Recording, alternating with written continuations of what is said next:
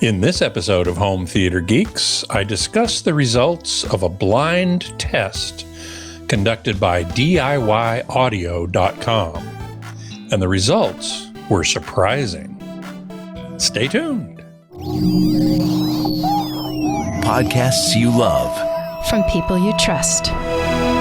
This is TWiT.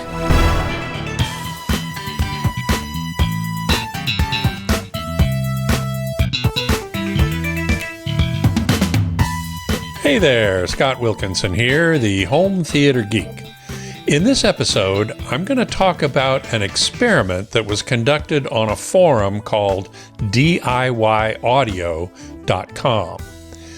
The moderator there goes by the name of Pano, and he conducted a really interesting experiment that I wanted to share with you. He took 30-second clips from a bunch of different recordings from a wide variety of genres. And he created 4 versions of those clips. The first one was the CD audio version, a WAV file, uncompressed, PCM. The next 3 he recorded in what's called a loop recording. So he played the file on his computer through a USB audio interface. It went out the outputs of the interface through 3 different media and then back into the input and recorded the resulting file. In one of them, he used professional interconnect cables, regular copper cables, and looped the output of the audio interface back to the input, recorded the input into a new file. He then took the audio output from the audio interface and ran it through 20 centimeters of wet mud, which you can see here, the desktop system that he used. And the right and left channels went through 2 different trays of mud.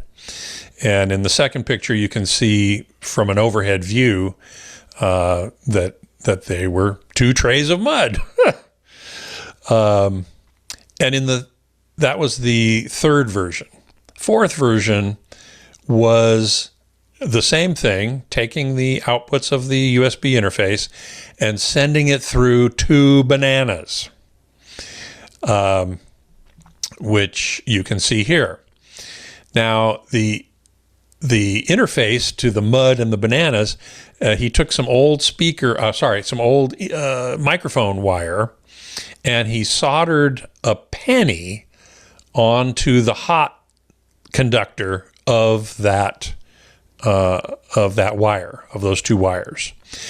And there you can see how he soldered these pennies onto the hot conductor of the wires.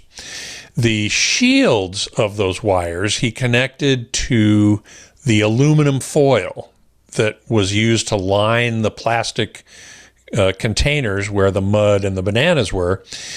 He said he used the aluminum foil because without it, the noise was much too high to make a good test. And with the foil lining those containers, the noise floor was actually very low. So there you go. So he had these 4 files, and they were played from the computer, passed through the different media, and sent back into the computer and recorded. And the recording equipment was very common gear. A Dell laptop running Windows 10. The audio interface was an M Audio Fast Track Pro, 2-channel, 2x2 audio interface. He used some software called Goldwave 7.0 for file trimming and level correction. He used the Reaper DAW, or Digital Audio Workstation, for simultaneous playback and recording.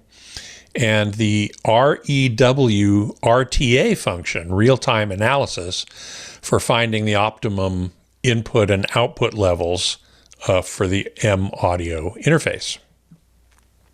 Now, the 4 versions of these files were uploaded into Google Drive folders in both FLAC, lossless audio coding, and WAVE, uncompressed, and labeled with a random code.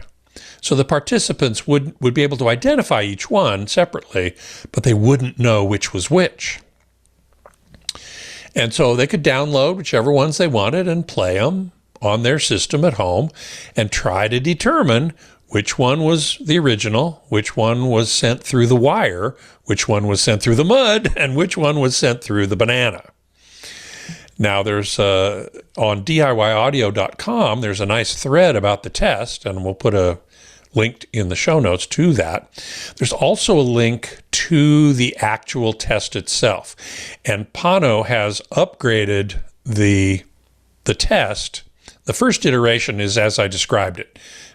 People would download the files and listen to them and see which one they thought was which. In this new version, it's what's called an ABX test. And it's done entirely online using an audio engine that was custom developed by acidtest.io. It does not rely on the browser for audio reproduction or audio rendering. It does it itself, and it's of a known high quality. So the only variable is the listener's system that they have connected to their computer. Also, in an A/B test, you should know that you can choose whether or not you want to try to determine which one is the wire, which one is the mud, and which one is the banana. And what you will get, you choose one of those, let's say mud, just for example. It will play you the original file. It will then play you the mud file, and then it will play one of them. And you don't know which. So you know which one's the original when it's played. You know which one's the mud file when it's played. But then it plays it a third time, and you don't know which of those two is being played. And you have to say, is it the mud file or is it the original file? And the new test keeps track and keeps score for you and whether or not you were correct or not. So it's a pretty cool test, actually. Now, I first became aware of it on a website called Tom's Hardware, which is really nice technical website. I go there often. And we'll put a link in the show notes to that article as well. And that article gave us the bottom line.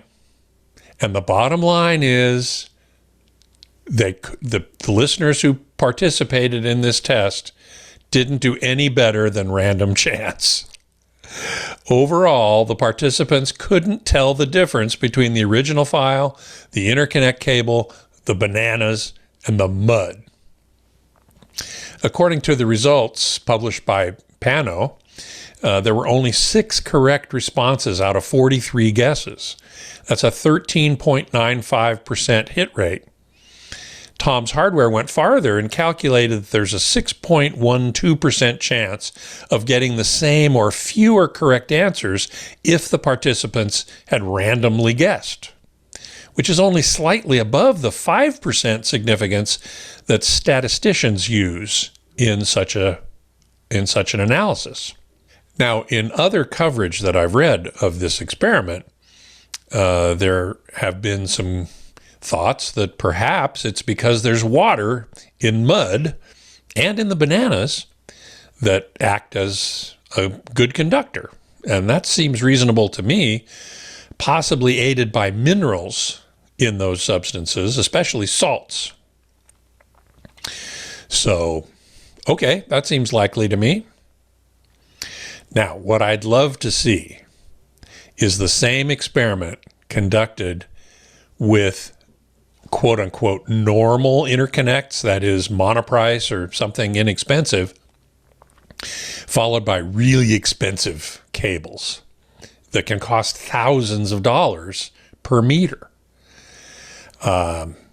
So would people be able to tell the difference? I would bet money that they wouldn't. that, again, the results would be no better than random chance, which would indicate to me that you don't need to spend gobs of money to get good sound. And I've been saying this my whole career, decades. I've been saying you don't need to spend a ton of money on really expensive exotic cables because you won't hear the difference. And such a test would be a good indicator that that's the case. I hope maybe Pano considers it. But anyway, I thought this was a really interesting experiment, and I am glad I was able to share it with you. Now, if you have a question for me, send it on along to htg@twit.tv, and I'll answer as many as I can right here on the show. And if you have a home theater you're proud of, send me some pics. Maybe we'll get you on the show to talk about it. Until next time, geek out.